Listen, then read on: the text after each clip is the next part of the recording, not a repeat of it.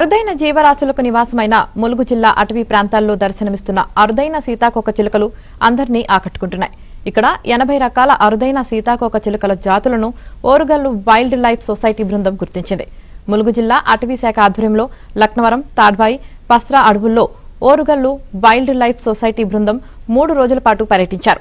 ఈ బృందం నిర్వహించిన సర్వేలో పలు రాష్ట్రాల నుంచి 60 మందికి పైగా పరిశోధకులు, ఫోటోగ్రాఫర్లు, పర్యావరణవేత్తలు పాల్గొన్నారు. తెలంగాణలో ఇప్పటికే 150కి పైగా సీతాకోక చిలుకల జాతులు ఉండగా ములుగు అభయారణ్యంలో 80 జాతులను గుర్తించారు. ములుగు జిల్లాలో జరిగిన butterfly survey. This is the first butterfly survey in entire Telangana state at this scale. ఈ సర్వే కోసం ఆల్మోస్ట్ ఒక 7 to 8 స్టేట్స్ నుంచి దాదాపు 50 వాలంటీర్స్ వచ్చారు. వాలంటీర్స్, రీసెర్చ్ స్కాలర్స్, ఫోటోగ్రాఫర్స్ వచ్చారు. సర్వేలో మళ్ళా తెలంగాణ రాష్ట్రంలో ఆల్మోస్ట్ 140 స్పీషీస్ ఆఫ్ బటర్ఫ్లైస్ ఉంటుంది.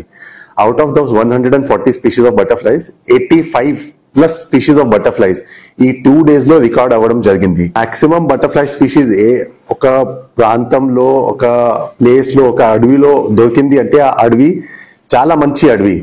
ఇట్లా ఇండికేటర్ ఉంటుంది. Species such as spotted angle, small flat, red eye, grizzled skipper, black raja, tawny raja, oak blue, nawab. These are very uncommon species. మన దగ్గర ఉన్న అన్కామన్, లేకపోతే తెలంగాణ రాష్ట్రంలో అన్కామన్.